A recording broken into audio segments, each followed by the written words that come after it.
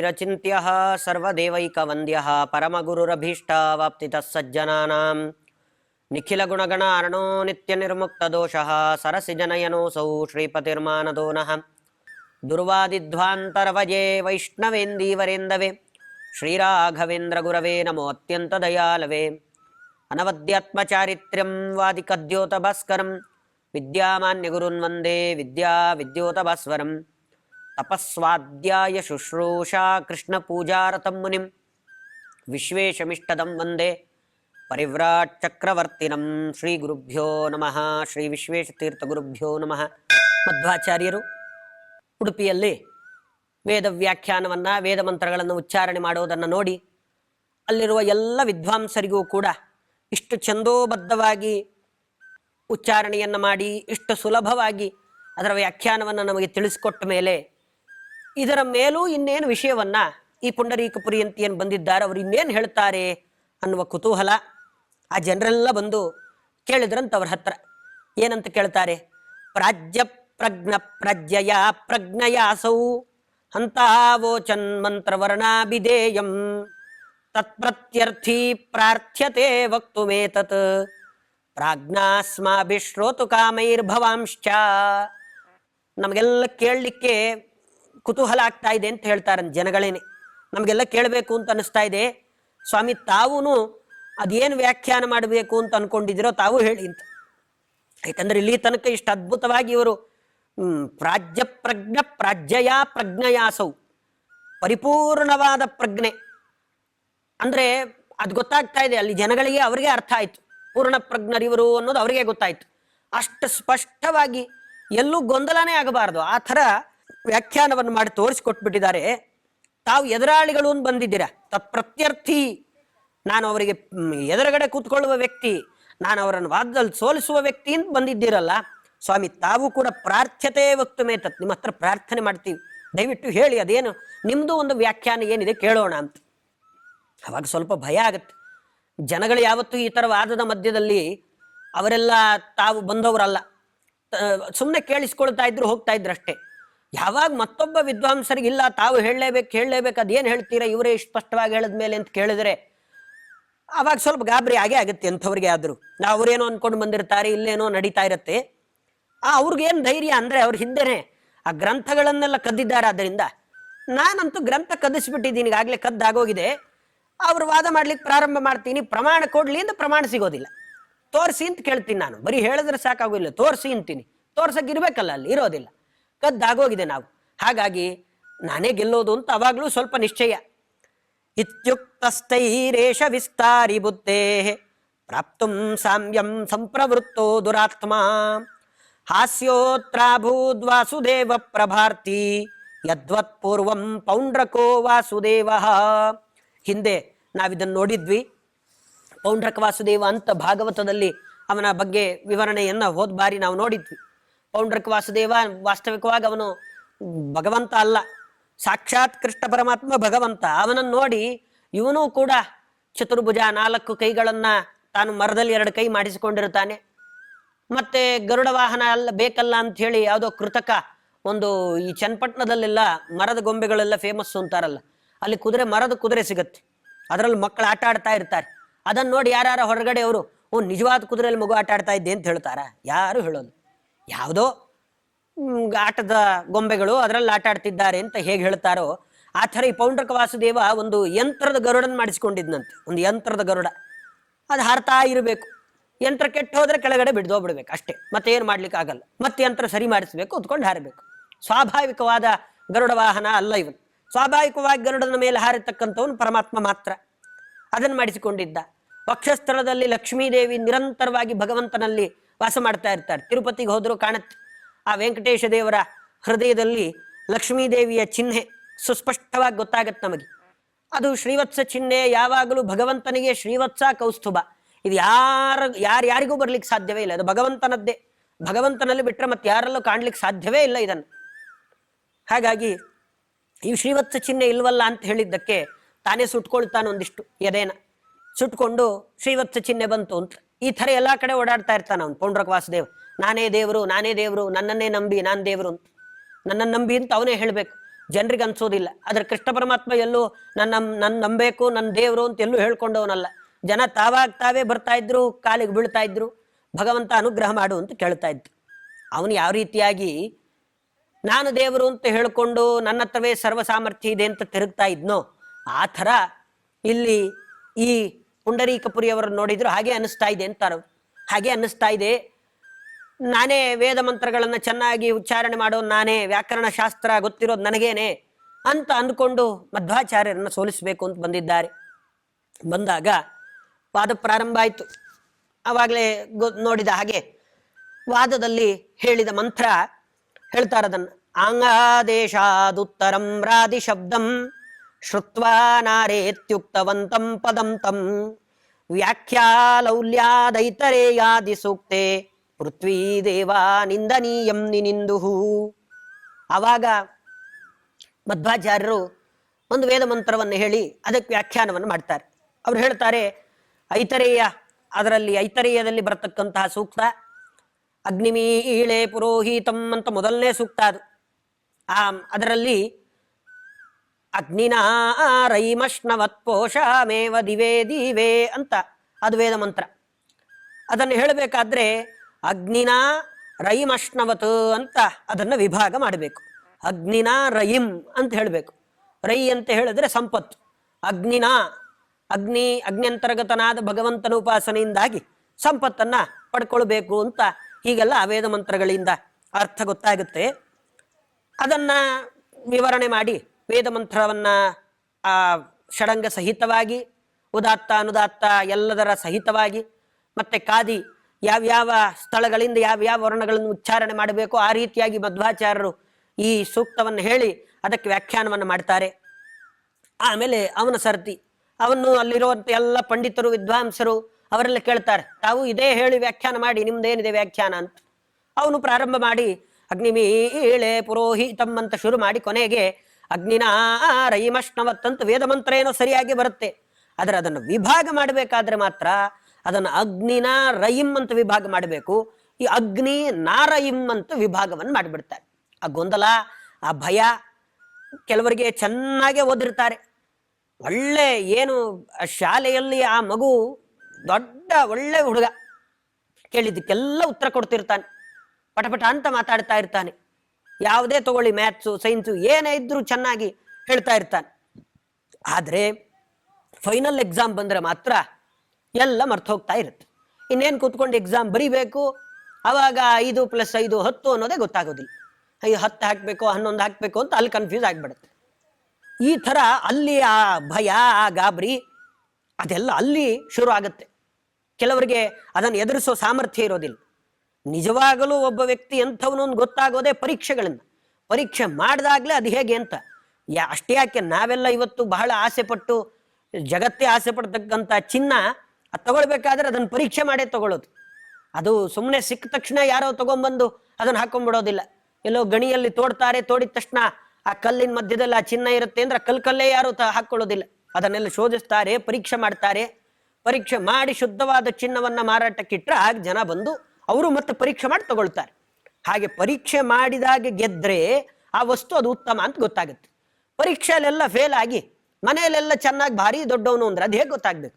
ಪರಿಚಯ ಯಾವಾಗ ಆಗ್ಬೇಕು? ಹೊರಗಡೆ ಜಗತ್ತಿಗೆ ಗೊತ್ತಾಗ್ಬೇಕಾಗಿದ್ರೆ ಪರೀಕ್ಷೆಯಿಂದಲೇ ಗೊತ್ತಾಗೋದು. ಪರೀಕ್ಷೆ ಮಾಡಿದಾಗಲೇ ಅದು ಎಂಥದ್ದು ಅಂತ ಗೊತ್ತಾಗೋದು. ಇಲ್ಲದೆ ಇದ್ರೆ ಗೊತ್ತಾಗೋದೇ ಇಲ್ಲ. ಯಾವುದೇ ವಸ್ತು ಆದರೂ ತಗೊಳ್ಳಿ, ವ್ಯಕ್ತಿ ಆದರೂ ತಗೊಳ್ಳಿ. ಒಬ್ಬ ವ್ಯಕ್ತಿಯನ್ನು ಕೆಲಸಕ್ಕೆ ತಗೊಳ್ಬೇಕಾದ್ರೆ ಇಂಟರ್ವ್ಯೂ ಮಾಡ್ತಾರೆ.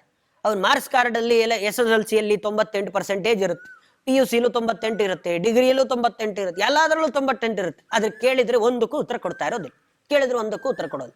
ಈಗ ಕೊಡದೇ ಇದ್ದಾಗ ಹೇಗೆ ತಾನೇ ಕೆಲಸಕ್ಕೆ ತಗೊಳ್ತಾರೆ? ಎಲ್ಲಾ ಕಡೆ ಅನುಮಾನ ಬಂದ್ಬಿಡುತ್ತೆ. ಏನು ಆ ಸರ್ಟಿಫಿಕೇಟ್ಗಳು, ಮಾರ್ಕ್ಸ್ ಕಾರ್ಡ್ಗಳು ಎಲ್ಲ ನಿಜವೋ ಇಲ್ಲ ದುಡ್ಡು ಕೊಟ್ಟು ಮಾಡಿಸ್ಕೊಂಡಿದ್ದಾನೋ ಅಂತ ಬೇಕಾದ ಸಂಶಯ ಬಂದ್ಬಿಡುತ್ತೆ. ಹಾಗಾಗಿ ಪರೀಕ್ಷೆ ಮಾಡಿ ಪರೀಕ್ಷೆಯಲ್ಲಿ ಗೆಲ್ಲಬೇಕು. ಮುಖ್ಯ ಇರೋದೇ ಪರೀಕ್ಷೆಯಲ್ಲಿ ಗೆಲ್ಲೋದು. ಅಲ್ಲೇ ಸೋತ್ರೆ ಏನು ಬಂತು ಪ್ರಯೋಜನ?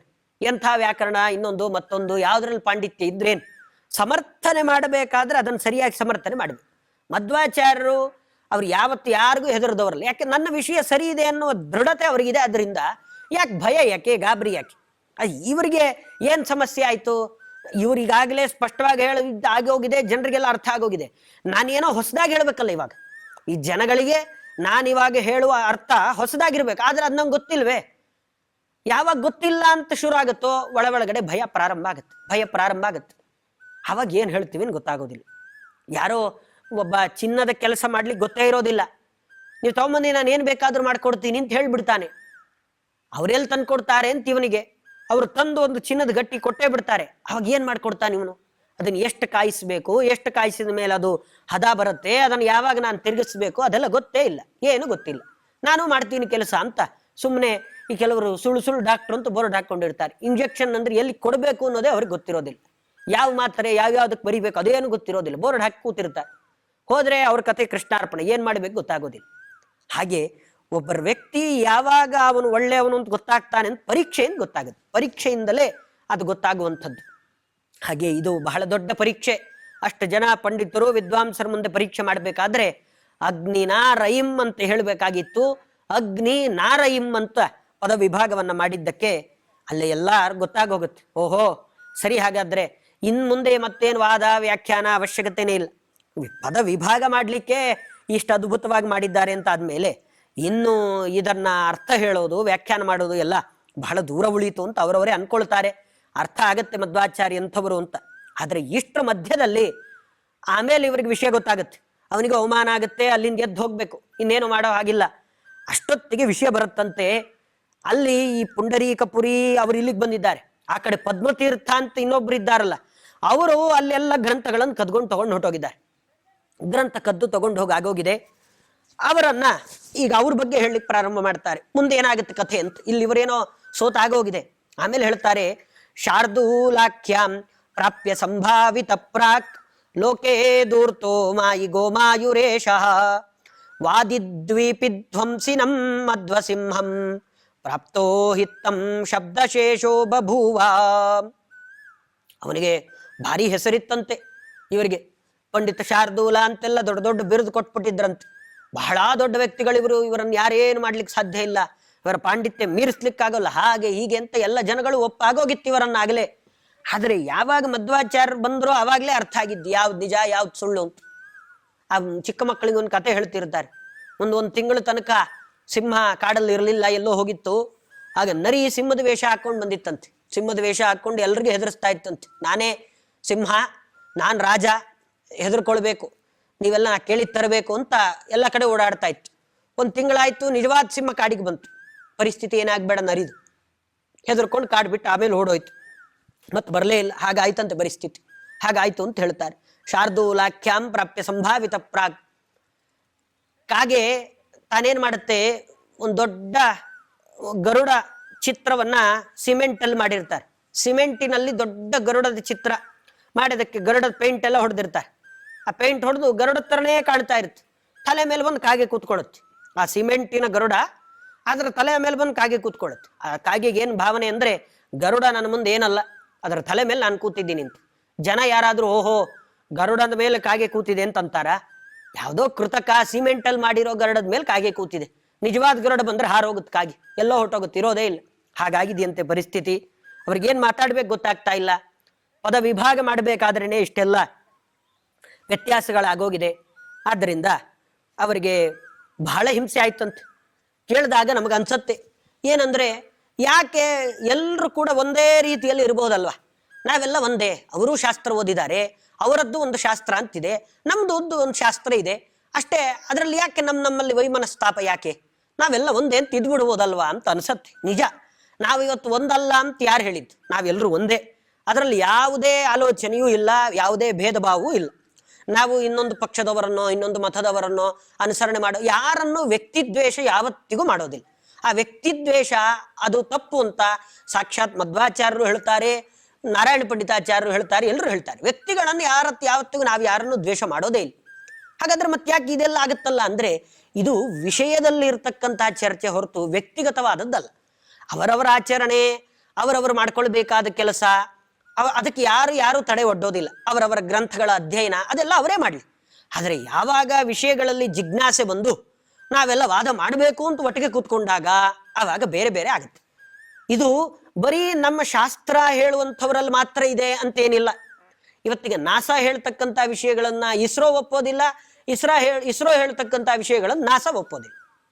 ಐನ್ಸ್ಟೈನ್ ಒಬ್ಬ ದೊಡ್ಡ ಸೈಂಟಿಸ್ಟ್ ಇರ್ಬೋದು, ಅವನು ಹೇಳಿದ ವಿಷಯವನ್ನ ಅದೇ ಸೈನ್ಸ್ ಹೇಳ್ತಕ್ಕಂಥ ಇನ್ನು ಕೆಲವರು ವ್ಯಕ್ತಿಗಳು ತಪ್ಪು ಅಂತ ಹೇಳ್ತಾರೆ. ಆಮೇಲೆ ಬಂದವರು ಹೌದು ಇವ್ರು ಹೇಳಿದ ತಪ್ಪು ಅಂತಾರೆ. ಆದ್ರೆ ಸೈಂಟಿಸ್ಟ್ಗಳು ಅಂತ ಹೇಳ್ಬೇಕಾದ್ರೆ ಎಲ್ಲರ ಹೆಸರು ಒಟ್ಟಿಗೆ ಹೇಳ್ತಾರೆ. ಹಾಗೆ ಬ್ರಾಹ್ಮಣರು ಅಂತ ಹೇಳ್ಬೇಕಾದ್ರೆ ನಾವೆಲ್ಲ ಒಟ್ಟಿಗೆ ಬ್ರಾಹ್ಮಣರೇ, ಅದರಲ್ಲಿ ಯಾವುದೇ ಭೇದ ಇಲ್ಲ, ಭಾವ ಇಲ್ಲ, ಎಲ್ಲ ಒಂದೇನೆ. ಆದರೆ ವಿಷಯದಲ್ಲಿ ಚರ್ಚೆ ಬಂದಾಗ ಈ ವಿಷಯ ಹಿಂಗೆ, ಈ ವಿಷಯ ತಪ್ಪ, ಈ ವಿಷಯ ಸರಿನಾ ಅಂತ ಚರ್ಚೆ ಬಂದು ವಾದಕ್ಕೆ ಕೂತ್ಕೊಂಡಾಗ ವಿಷಯದಲ್ಲೇ ವ್ಯತ್ಯಾಸ ಬರುತ್ತೆ ಹೊರತು ವ್ಯಕ್ತಿಗತವಾಗಲಿ ಸಮಾಜದಲ್ಲಾಗಲಿ ಯಾವುದೇ ದ್ವೇಷದ ಭಾವನೆಗೂ ಅವಕಾಶವೇ ಇಲ್ಲ. ಇವರೆಲ್ಲ ಹೀಗೆಲ್ಲ ಹೇಳಿದ್ದಾರೆ ಅಂದ್ರೆ ಇದರಲ್ಲಿ ನಾವ್ ಏನ್ ಅರ್ಥ ಮಾಡ್ಕೊಳ್ಬೇಕು ಅಂದ್ರೆ ವಿಷಯದ ಬಗ್ಗೆ ಚರ್ಚೆ ಆಗ್ತಾ ಇದೆಯೇ ಹೊರತು ವ್ಯಕ್ತಿ ಬಗ್ಗೆ ಚರ್ಚೆ ಆಗ್ತಾ ಇಲ್ಲ. ಆ ವ್ಯಕ್ತಿ ಕೆಟ್ಟವನು, ಈ ವ್ಯಕ್ತಿ ಕೆಟ್ಟವನು, ಈ ವ್ಯಕ್ತಿ ಶ್ರೇಷ್ಠ, ಈ ತರ ವ್ಯಕ್ತಿಗತವಾದಲ್ಲ ಇವೆಲ್ಲ, ವಿಷಯಗತವಾಗಿ ಅವರೊಂದು ವೇದಕ್ಕೆ ವ್ಯಾಖ್ಯಾನ ಮಾಡಿದ್ದಾರೆ, ಇವರೊಂದು ವೇದಕ್ಕೆ ವ್ಯಾಖ್ಯಾನ ಮಾಡಿದ್ದಾರೆ. ಆ ವ್ಯಾಖ್ಯಾನಗಳನ್ನು ಇಬ್ರು ಜನರ ಮುಂದೆ ಇಟ್ಟಿದ್ದಾರೆ. ಸ್ಪಷ್ಟವಾಗಿ ಯಾರಿಗೆ ಯಾವ ವಿಷಯ ಅರ್ಥ ಆಗಿದೆಯೋ ಅದನ್ನು ಜನ ಹಿಂಬಾಲಿಸ್ತಾ ಇದ್ದಾರೆ ಅಷ್ಟೇ.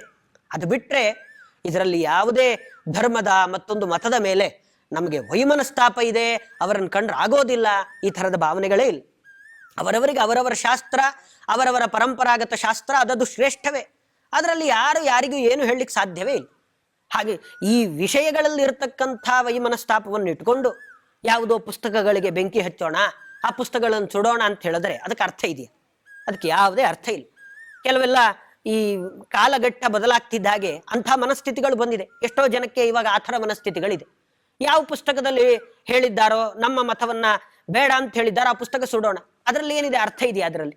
ಯಾಕೆಂದ್ರೆ ಇವತ್ತು ಎಷ್ಟೋ ಜನ ಸೈಂಟಿಸ್ಟ್ಗಳು ಏನೇನೆಲ್ಲ ತಯಾರು ಮಾಡಿರ್ತಾರೋ ಅದರಲ್ಲೇ ಲೋಪದೋಷ ಕಾಣುತ್ತೆ. ಹಾಗಂತ ಆ ಸೈಂಟಿಸ್ಟ್ ಅನ್ನು ಸುಡ್ಲಿಕ್ಕಾಗತ್ತಾ? ಅವನು ಹೇಳಿದ ವಿಷಯ ಬಿಸಾಕ್ಲಿಕ್ಕಾಗತ್ತಾ? ಇಷ್ಟು ವರ್ಷ ಆ ಸೈಂಟಿಸ್ಟ್ ಹೇಳಿದ ವಿಷಯನೇ ಸರಿ ಅಂತ ನಂಬ್ಕೊಂಡ್ ಬಂದಿರ್ತಾರೆ. ಇನ್ನೊಬ್ಬ ಸೈಂಟಿಸ್ಟ್ ಬಂದು ಇಲ್ಲ ಅದರಲ್ಲಿ ಸ್ವಲ್ಪ ತಪ್ಪಿದೆ, ಅದನ್ನ ನಾನು ಮಾಡ್ರೇಟ್ ಮಾಡಿದ್ದೀನಿ ಅಂತ ಹೇಳಿದ್ರೆ ಆ ಸೈಂಟಿಸ್ಟ್ ಅನ್ನು ಕೊಲ್ಲಿಕ್ಕಾಗತ್ತಾ? ಅಥವಾ ಇಷ್ಟು ದಿನ ಆ ಸೈಂಟಿಸ್ಟ್ ಹೇಳಿದ ವಿಷಯವನ್ನು ನಂಬ್ಕೊಂಡು ಬಂದಿದ್ದವರನ್ನ ಹುಚ್ಚರು ಅಂತ ಹೇಳಲಿಕ್ಕಾಗತ್ತಾ? ಏನೂ ಇಲ್ಲ. ಅವರು ಹೇಳ್ಕೊಂಬಂದಿದ್ದನ್ನು ನಂಬೋರಿಗೆ ಆ ಪಕ್ಷ, ಇವರು ಹೇಳಿದ್ದನ್ನು ನಂಬ್ಕೊಂಬಂದವ್ರಿಗೆ ಈ ಪಕ್ಷ.